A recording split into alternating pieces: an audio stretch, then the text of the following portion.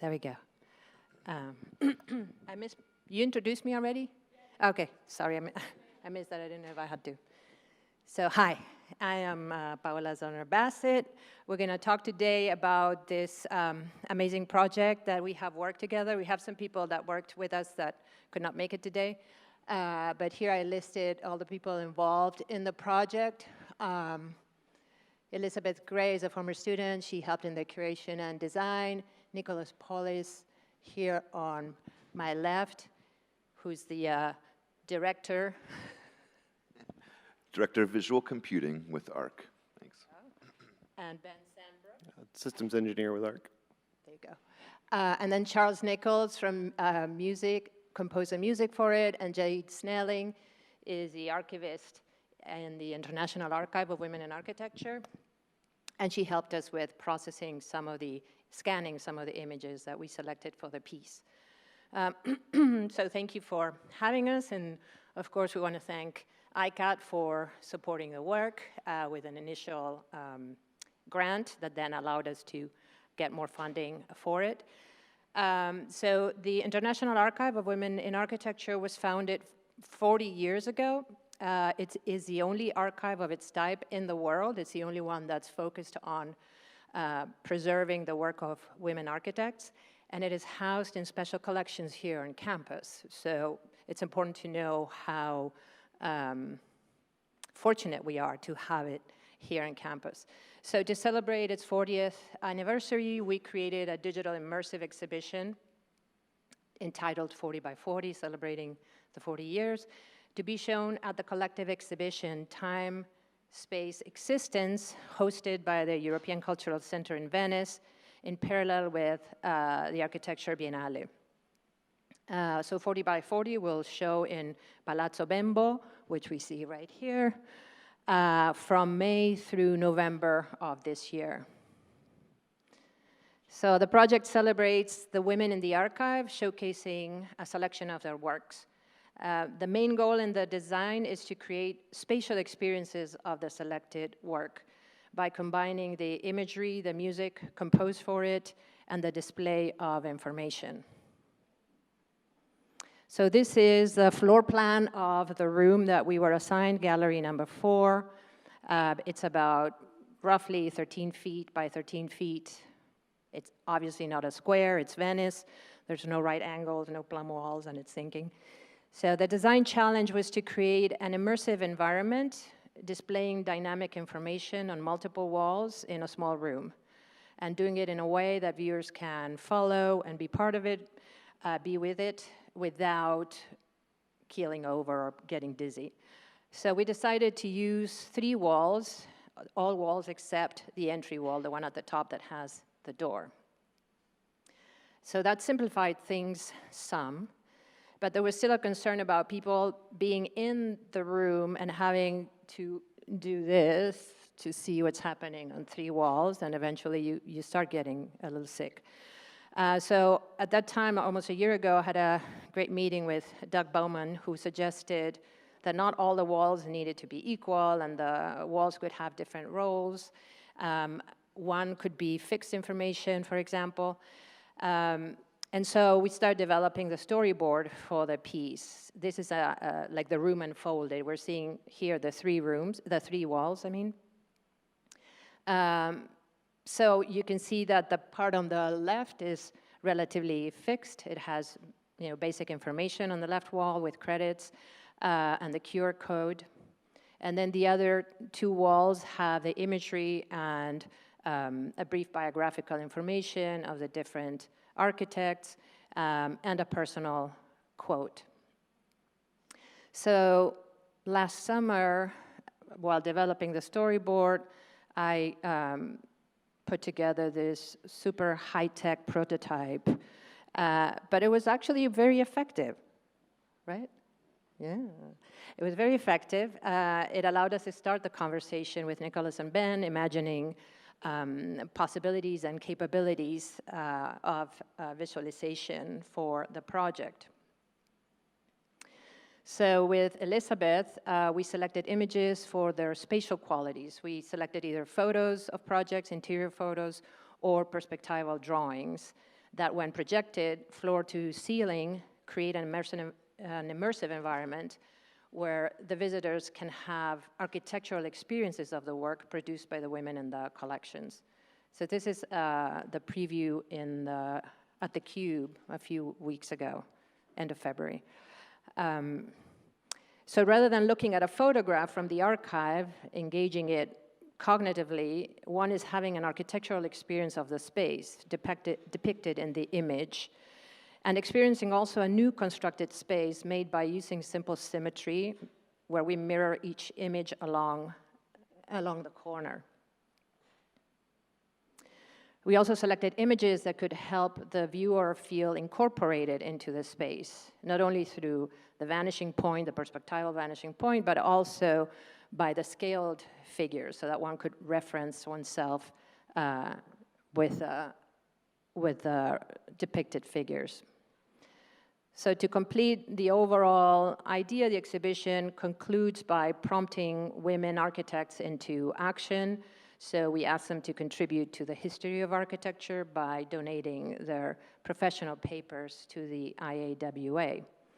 So you can see here also the left panel with it has very little motion. It has the credits are fixed, and the information up top is fixed, but then it has the same message of contributing, and also very brief information about the scale of the archive. The archive has about 500 collections from women of 47 different countries, and there's material in 17 different languages. So we just state that, so it's a very little amount of information, and so that the viewers can focus on the other two walls mostly.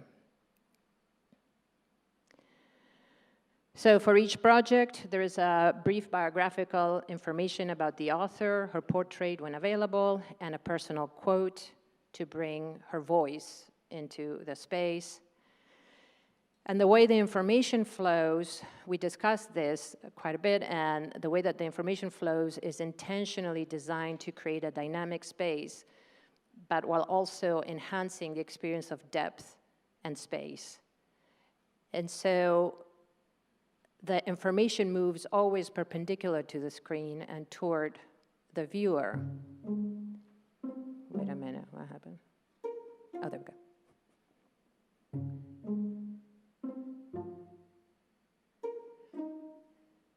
This is very short, but it's to show that the information is not moving sideways when you're in the room, but it's coming from far away and toward you.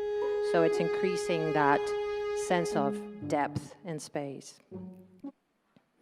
So we found the vanishing points on each of these images of the perspectives and photos. They were all located, and we used those vanishing points as the origins of that information, that card that moves toward you. So again, to enhance the depth of the space as they move forward, following the lines of the perspective. So here, this was last week. We had another preview. There you can see how the image comes from the vanishing point and grows toward you, so it gives you that sense of depth.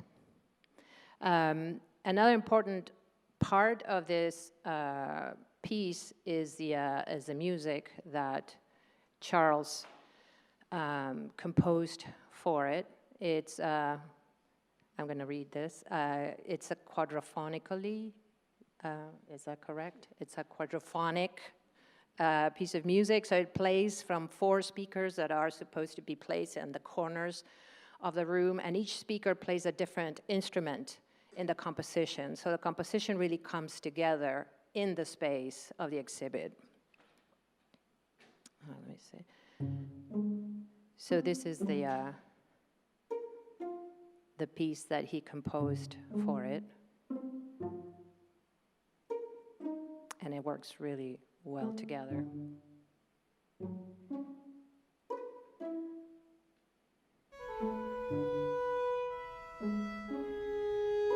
So in conversations we discussed about having music that would not be too much in the foreground, but would create a very spatial sense or feeling in the space. So it's slow, it has a lot of silence, it captures silence between notes, and it helps you calm down, slow down, and enter into sort of a introspective or reflective mode as you see this information flowing toward you. So this is a noodling. Yeah, all right, I'll talk a little bit about this crazy thing. So this is kind of the data flow of bringing the different pieces of information into the animation. So this is all Blender, and these are the noodles. These are the noodles that make it all happen. So I bring in information on these little cards here, and Blender uses a visual programming language to set up all the animation we have here. Each one of these pieces of information gets routed into an index. Each one of these here has a corresponding routing system. It looks like a lot, but it's actually pretty simple when you actually need to build it. Now the next slide is a little less simple.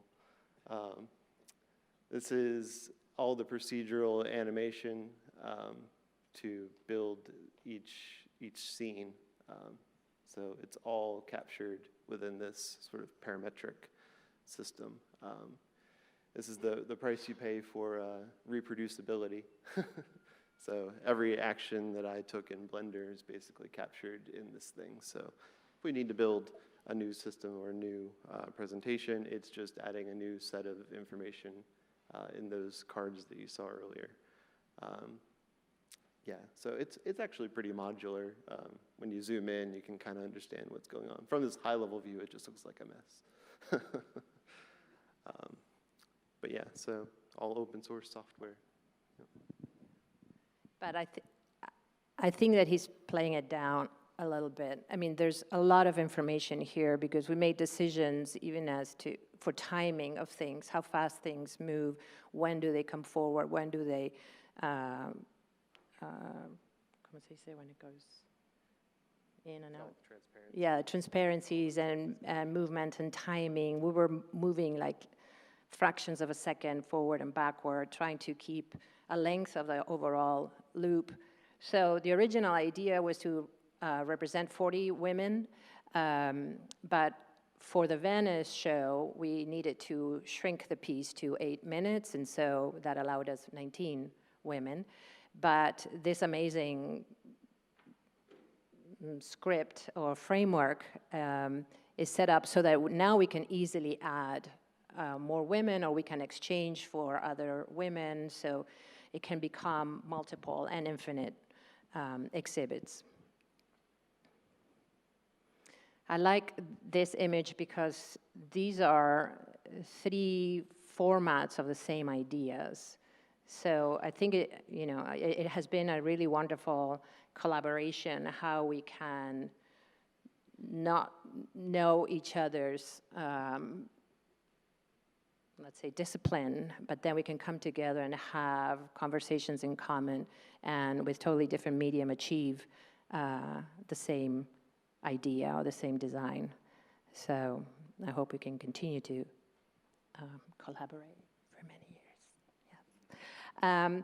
So this is another really cool thing that is going to be developed in future versions of this coming up relatively soon. So this is a perspective. This is what we call a 2-dimensional representation of a space, of a 3D form, but it's a 2-dimensional representation. So Ben grabbed this image and virtually modeled the 3D space represented in that image. And after doing that, deconstructed that image itself to place it in all these different planes that he had created here. All these are like the people in the space, all those rectangles. And so that allowed him to produce this kind of a construct. Where the two-dimensional perspective is already spatial, he has created a hyper-spatial construct. And that's crazy. Sorry, I'm looking at this image. Yeah. And so it allows for parallax. So if you move the image is still coherent as you're looking at it from different angles. So I'm going to show this again. The parallax is happening in this one. It's very subtle. Wait, there we go. If you look at the people, the whole image is slightly moving, but it's really changing your point of view of that space. So we're looking into developing this further for the next iteration of this project.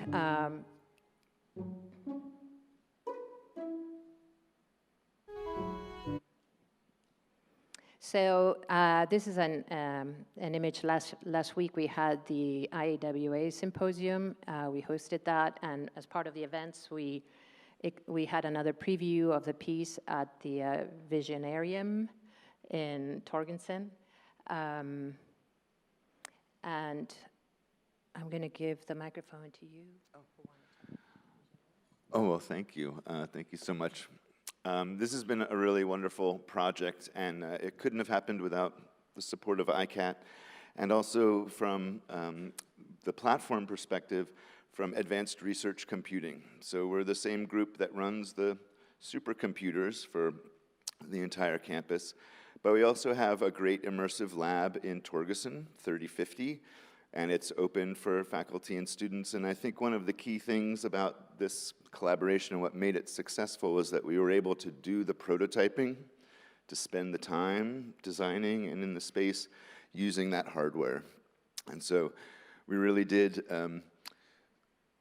start to explore those issues of scale and perspective and really prototyping everything as it would be in the installation. So I would invite folks to think about how they might leverage the facilities that we have here on campus for immersive visualization and exhibits. And I really want to thank Paula and Ben and Charles for great work on this. Yeah. And also I forgot what I was going to say. So one of the person on the right was the keynote for the symposium, and she's also the president of the Boston Society of Architects. And so we visited this, and after that visit, she said, if you can make it on one wall, I would want to show it at the Boston Society of Architects headquarters. And so I was like, yes, sure, we can flatten it. But we were talking about it very briefly and thinking about maybe this is an opportunity to develop further the parallax aspect of it that we could not so much incorporate in this initial version, but it's exciting just to see how it can continue to develop and grow and change. There's also a possibility of showing it at Innovation Campus. There's a mini cube there, so we may be able to show it there as well, and other places around the world. But that's all we have for you today. Thank you.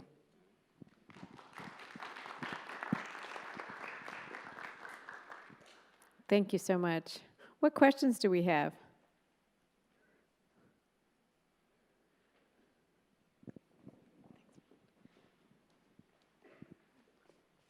Thank you. I can't wait to experience this in reality. My question is about how you chose the images of the architects. Was there a consistent philosophy towards that? What different approaches have you taken? And yeah, that's the question. Hello. Yes.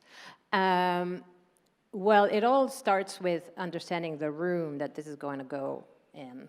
And so we we know that the main wall is a central wall and it has a certain proportion. And so we spent several weeks in the archive looking at the work of women and looking for perspectival drawings or photographs of some of their projects that were really deep and perspectival, but also that they had the proportion. Because we found some that were really great, but were portrait.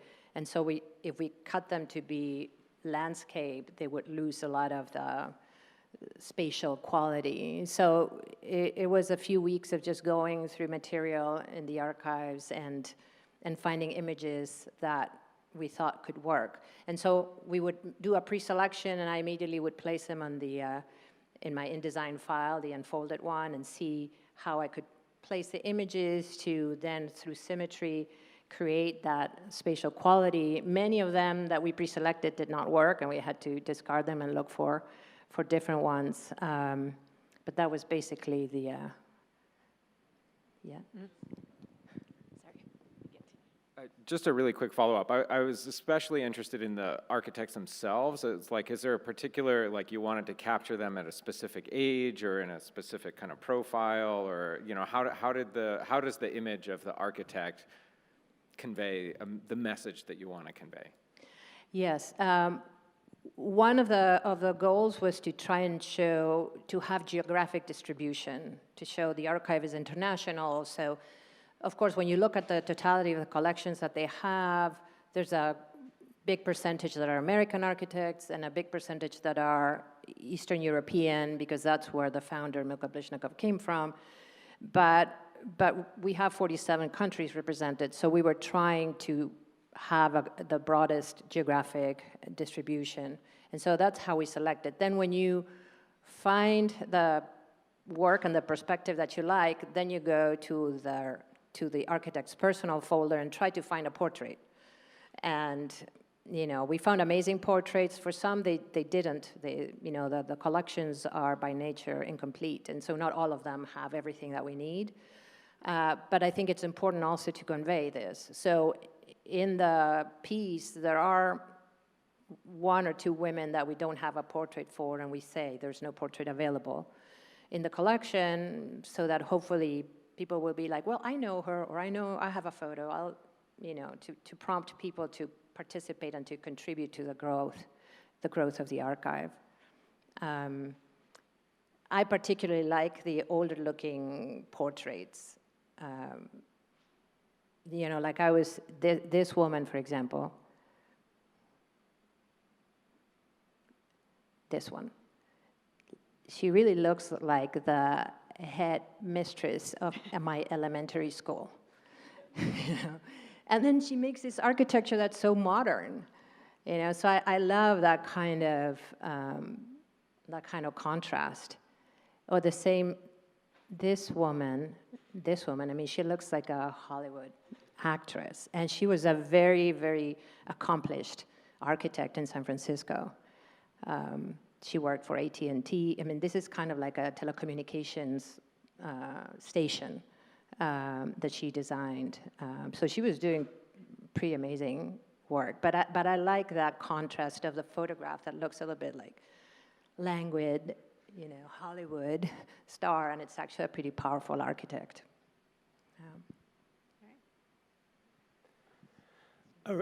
Thank you for the presentation, and I actually got to see the piece. It was really, really nice as well. I also like, there's sort of a recursion, there's not sort of, there is a recursion of the architecture influencing the architecture. How you, and you talked about it really nicely, how the style of the projection on these three walls influences how you're going to, and so I was just wondering, so I love that recursive idea, and also the mapping that you'll have to do if you put it on a flat space, and it won't just be a mapping. You're going to have to rethink some things. And in music, we have to do that. We have the cube that has 150 speakers, and we have to map that the minute we go to another space. So I was just curious, have you thought about any other mappings? Like, for example, we've done things in the cube, and I think you have, where you've walked through multiple places. So have you thought of how you could, other ways you could present this work at other places besides the three-walled presentation? No, no, I'm kidding.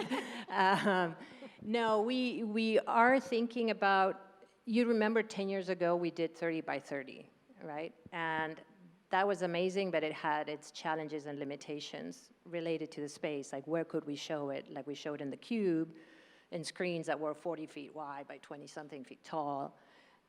So that limited the possibility of that piece. And here was interesting to start in such a small room, which interestingly was the same dimension as the Visionarium. So it was great to prototype there.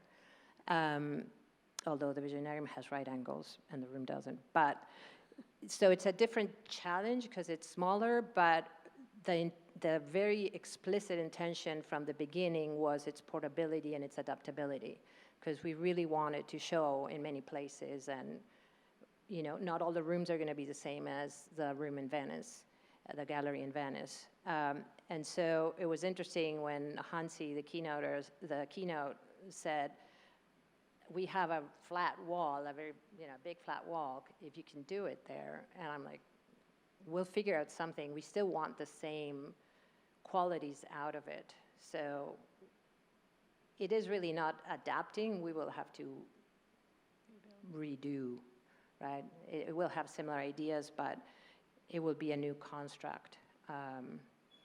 And it gives us an opportunity to explore the parallax effect and see if that produces this sense of depth in space, that you are having really a spatial experience. I like the illusion of it. So I think it's great to have this planar thing that gives you the illusion of space and depth. So I think that would be a recurring thing if we have to do it on a flat wall, on two walls, on the floor, or we will try and figure out how to capture that illusion of space. We are, if anybody wants to comment, go ahead. You have 1 minute. But okay. Yeah, thanks. So we're looking forward to exploring a lot of these ideas and certainly trying them out across different kinds of displays, hardware, venues. One of the things that we also thought was valuable at certain points was being able to test this scale and perspective from within a web browser or a headset. So actually we do have a parallel kind of production virtually of the entire thing with sound and video, so we can kind of experiment with some different form factors. But I think the biggest value is having this human scale and being able to see other participants in the space was something I think we don't want to lose. So looking forward to more. All right. Thanks. Well, thank you all so much for sharing your work with us. I want to just quickly amplify the screen with the same experience from 3 different disciplinary perspectives. Oh, made my day. Thank you. So